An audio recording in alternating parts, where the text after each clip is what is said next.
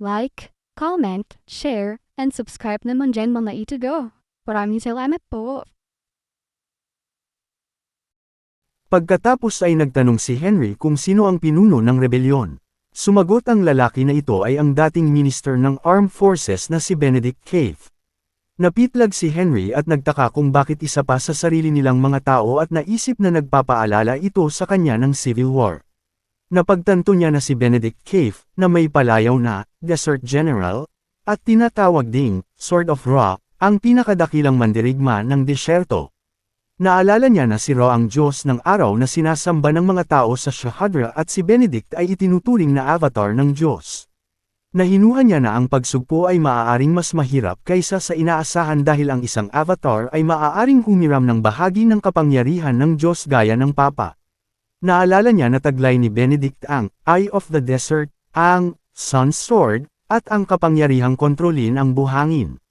Isinaalang-alang niya na kahit malaki ang kanilang puwersa, baka wala silang kaparehong kapangyarihan sa desyerto, na naglalagay sa sitwasyon kung saan ang mga sundalo at count na walang karanasan sa desyerto ay haharap sa Desert General. Sinabi ni Aizen na ngayong tinitingnan nila itong mabuti, hindi ito isang rebelyon, kundi isang civil war. Tinanong niya ang lalaki kung talaga bang kailangan nilang makialam kung isa itong internal na problema ng kaharian. Nang magtanong ang lalaki kung anong ibig niyang sabihin, ipinaliwanag ni Aizen na sa pananaw ng imperyo, hindi naman mahalaga kung sino ang maging hari basta't susunod sila. Hindi sumang-ayon si Henry at sinabi sa lalaki na ito ay isang aso na kumagat sa kanyang amo at walang garantiya na hindi nito kakagatin ang imperyo sa hinaharap. Sumang-ayon si Aizen sa kanya.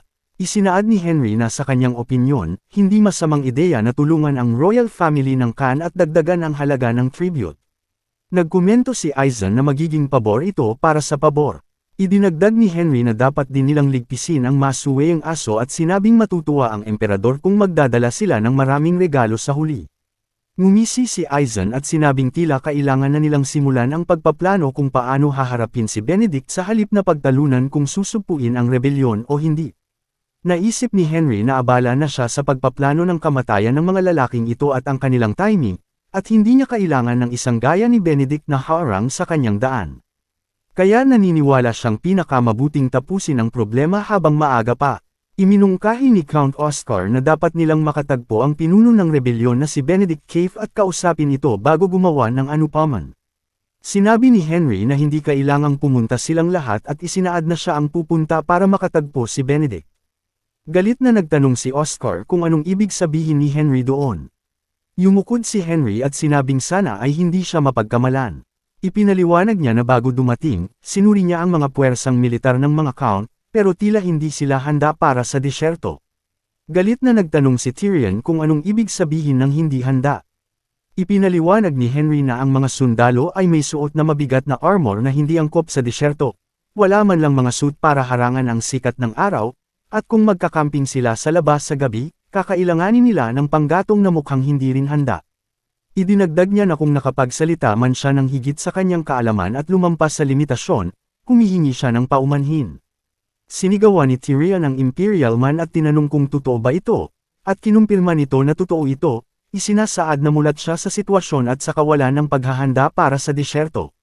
Sinabi ni Henry na ito ang dahilan kung bakit ang puwersa ng Beon, Aizen, ang pupunta at makikipagkita kay Benedict. Hiniling niya sa ibang mga Count na iligtas na lang ang royal family at ang mga mensahero habang wala sila.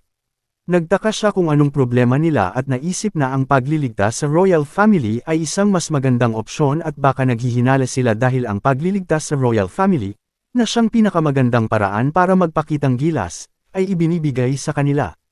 Sinabi ni Henry na sana ay walang maling pagkakaintindihan at ipinaliwanag na kahit vassal siya ni Beon, ang kanyang pinakamataas na prioridad ay ang kapakanan ng imperyo at ang kaligtasan ng kamahalan. Parehong sumang-ayon sa kanya ang dalawang Count at sinabing tatanggapin nila ang bahaging iyon ng tungkulin. Napansin ni Henry na walang sinasabi si Aizen dahil si Henry ang gumagawa ng mga desisyon. Isinaad niya na sisimulan na nilang isagawa ang kanilang mga tungkulin matapos may handa ang bawat puwersa. Kinalaunan, naupong mag-isa si Henry kasama si Aizen na nagsimulang tumawa at sinabing si Henry ay tunay na pinakamahusay na advisor at wala nang kasing talento nito. Nagpasalamat si Henry. Pagkatapos ay nagtanong si Eisen kung paanong naiintindihan ni Henry ang lahat ng napakahusay at inihahanda pa ang lahat ng maaga. Hindi nagtagal, ang hukbo ng BNI. Nagsimulang magmarcha sa disyerto ng Shahadra. Habang nakasakay, naisip ni Henry na gaya ng inaasahan, salamat sa Magic Horseshoes, hindi problema ang disyerto. Sinabi ni Eisen na matagal-tagal na rin mula nang makasakay siya ng ganito kabilis, at ang Magic Horseshoes ay talagang kakaiba, at idinagdag na gagantimpalaan niya si Henry ng maayos kapag natapos na ang operasyon. Nagpasalamat si Henry at sinabing sa loob ng 2 araw ay makikita na nila ang kapital na lungsod, ang Khan, na matatagpuan sa South Oasis. Sa kapital ng Shahadra, ang Khan, pinagmasdan ni Henry ang paligid at sinabing matagal-tagal na rin mula nang huli siyang bumisita sa Khan. Habang nakatayo sa harap ng mahabang hagdanan patungo sa palasyo, naisip niya na ang natitira na lang ay lagpasan ang Stairway of the Sun, at bagaman matagal na niya itong hindi nakikita, kasing ganda pa rin ito ng dati at talagang nararapat na tawaging hagdanan patungo sa langit. Hinarang ng mga sundalo ni Benedict ang kanilang daan at idineklara ni Henry na sila ang Imperial Army at hininging magpakita si Benedict Cave at magpakita ng galang sa imperyo. Lumitaw si Benedict Cave sa itaas ng hagdanan, tinipon ang kanyang kapangyarihan, lumipad sa hangin, at lumapag sa harap nila. Nagtaka si Henry kung ito ba ang kapangyarihan ni Raw at kung sinusubukan ba ni Benedict na sindakan sila sa pamamagitan ng pagpapakita ng lakas. Binati ni Benedict si Eisen at malugod na tinanggap ang count ng dakilang pamilyang Bain. Sinampal siya ni Eisen at pinagalitan. Palihim na pinahalagahan ni Henry si Eisen at naisip na hindi naman ito masama sa ginagawa niya. Inilabas ni Benedict ang kanyang galit na intensyon, pero yumukod at humingi ng paumanhin, sinasabing ang kanyang gawi ay maaaring nagmukhang bastos, pero wala siyang ganoong intensyon. Naisip ni Henry na tensyonado ang kapaligiran kahit humihingi ng paumanhin si Benedict. Nagbabala si Eisen na kung babastusin siya muli ni Benedict ng kahit isang beses pa, pagbabayaran niya ito ng mahal. Pagkatapos ay sinabi ni Benedict na gagabayan niya sila sa loob ng palasyo. Ngumiti si Henry at naisip na ang walang kwentang paligsahan sa pagtititigan ay tapos na. Pumasok sila sa loob ng palasyo. Napansin ni Henry na ang lahat ay nag-iingat sa paligid ni General Benedict at naisip na nagpapakita na si Benedict ng mga senyales ng pagiging isang tyrant. Dumating sila sa isang bahagi ng palasyo na may mga lamat pa at wasak, at naisip ni Henry na hindi pa nagagawang burahin ni Benedict ang lahat ng bakas ng Civil War. Sa Shatre Palace, naupo sila sa paligid ng mesa at nagtanong si Eisen kung rebelyon ba ito. Sumagot si Benedict na isa lamang itong hidwaan sa loob ng pamilya. Sinabi ni Eisen na hindi na niya tatanungin kung bakit pinasimulan ni Benedict ang Civil War dahil hindi naman ito nalalayo sa mga karaniwang dahilan at isinaad na ang layunin ni Benedict ay makuha ang trono. Ngumisi siya at idinagdag na hindi naman siguro mamasamain ni Benedict kung isasama ng imperyo ang mga royal na namuno sa kaharian. Sumagot si Benedict na magiging mahirap gawin iyon. Nagtanong si Eisen kung anong nagpapahirap doon at ipinaliwanag ni Benedict na ang Shatre Throne ay hindi nakukuha sa pagkuhalang ng palasyo at hindi ito isang simpleng bagay na madaling maayos. Nagalit si Eisen at inulit na hindi ito simpleng bagay at hininging ipaliwanag ni Benedict ang lahat ng kinakailangang pormalidad. Ipinaliwanag ni Benedict na maraming pormalidad ang kailangan para mamana ang trono at ang kasalukuyang royal family ay kinakailangan para masunod ang mga ito. Naisip ni Henry na mayabang si Benedict hanggang sa huli, na kahit formal at magalang itong magsalita, wala itong intensyong makipagkompromiso at handang harapin ng direkta si Eisen. Pagkatapos ay ipinaliwanag ni Benedict na ang lahat ng mga sigil, tatak, na nagpapatunay na ang isa ay hari ng Shatra ay nasa kamay ng Khan. Nagtanong si Eisen kung ano ang sigil na iyon at ipinaliwanag ni Benedict na ito ang Mark of Ra, ang tanging Diyos na naghahari sa ilalim ng araw ng Chotra. Idinagdag niya na kung ang Desert General ay ang Sword of Ra, ang pinuno ng desyerto ay ang Son of Ra, at ang pagiging bagong Son of Ra ay nangangailangan ng komplikadong proseso. Isang hakbang nito ay ang pagbawi sa Mark of Ra. Hiniling niya na ibalik ng imperyo ang mga royal ng Khan at nangakong dodoblihin ang taunang tribute kapag siya na ang naging pinuno. Nanlaki ang mga mata ni Eisen sa alok na ito. Naisip ni Henry na kakaiba para kay Benedict na hingin ang buong royal family kung ang kailangan lang niya ay ang Mark of Ra. Bumulong si Henry kay Eisen na tila may pinaplano si Benedict at iminungkahi na sa halip na magdesisyon agad, Magpasya si Aizen matapos makatagpo si Hararikan at pag-usapan ang bagay na iyon, idinagdag na sigurado siyang hindi lang ang Mark of Ra ang habol ni Benedict. Sinabi ni Aizen kay Benedict na susubukan niyang isaalang-alang ang mungkahi sa positibong paraan, pero isinaad na si Benedict ay wala sa posisyon para humiling bilang pinuno ng isang rebelyon. Idinagdag niya na kukunin niya si Khan, ang hari ng Chotra, at magkakaroon ng mahabang diskusyon dito at pagkatapos ay magpapadala siya ng mensahero para ihatid ang kalooban ng imperyo. Pumayag si Benedict. Idinagdag ni Henry na naging mahaba at mahirap ang paglalakbay sa disyerto at mabuti kung ang mga sundalo ng Bayan ay makakatanggap ng mga kinakailangang supply at pumayag si Benedict na magbigay nito. Nang gabing iyon, sinuntok ni Benedict ang dingding sa inis na naging sanhi ng pagkakalamat nito. Sa sandaling iyon, may lumapit at nagkomentong ang personal na pagdating ni Aizen ay hindi inaasahan at isang malaking sorpresa. Nagtanong si Benedict kung kanina pa ba ito nanunood. Sumagot si Morid na bagaman hindi pa niya nakita ang lalaking nakatayo sa likod ni Aizen, tinanong niya si Benedict kung alam ba nito kung sino ang lalaking iyon. Sumagot si Benedict na ang lalaki ay isang vassal at idinagdag na kakausapin nila si Hararian tungkol sa mga sigil ng hari na magbubunyag ng isang lihim.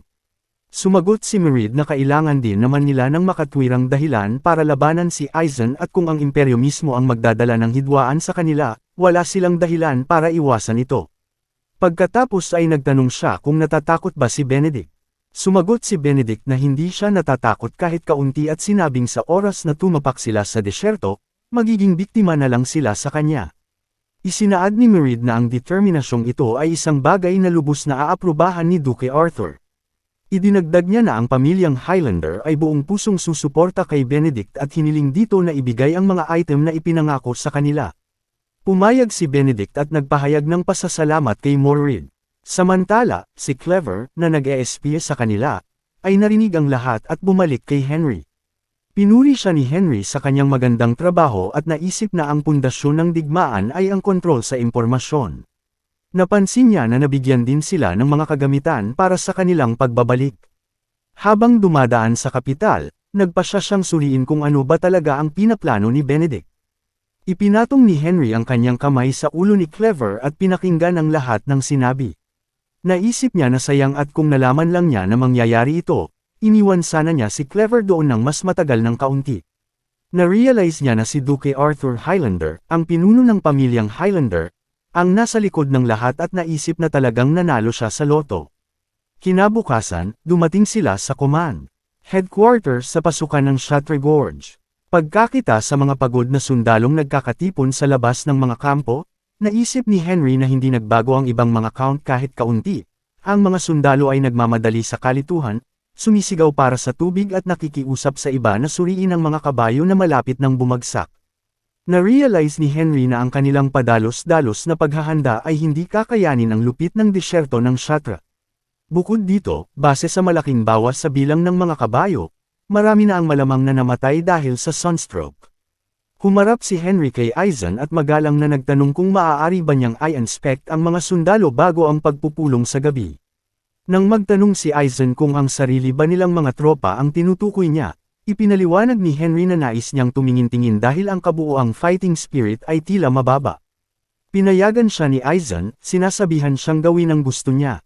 Bumaba si Henry sa kabayo at nilapitan ang mga tropa, inuutusan silang tumayo ng matuwid, stand at attention. Ang mga sundalo ay tila pagod at lupaypay. Tinawag niya ang mga kapten ng bawat puwersa para magtipon sa harap niya. Habang nagtitipon at sumasaludo, ang ilan sa kanila ay nagbubulong-bulungan, kinukwestiyon kung sino siya para utusan sila, sinasabing isa lang siyang tatisya ni Count Aizen sa pinakamaganda niyang katayuan. Gayunpaman, ang iba ay nagkomento na narinig nilang napakahusay niya at nagpasyang sumunod muna sa kanyang mga utos. Naglabas si Henry ng isang bag at inanunsyo na si Count Aizen ay naglagay ng malaking halaga ng pagkain sa loob ng subspace pocket. Pinuri niya ang mga sundalo sa kanilang mga pagsisikap at ipinakita ang pagkain bilang isang espesyal na regalo mula kay Count Aizen, inuutusan silang kainin ito ng may pasasalamat. Habang ipinamamahagi ang mga supply, naisip ni Henry na habang tumataas ang prestihiyo ni Aizen, lalong lumalaki ang kanyang sariling awtoridad. Alam ng mga sundalo ang kahangalan ni Aizen at alam na nila na hindi talaga ito ideya ni Aizen. Pero sa huli, ang lahat ng papuri ay babalik pa rin kay Henry.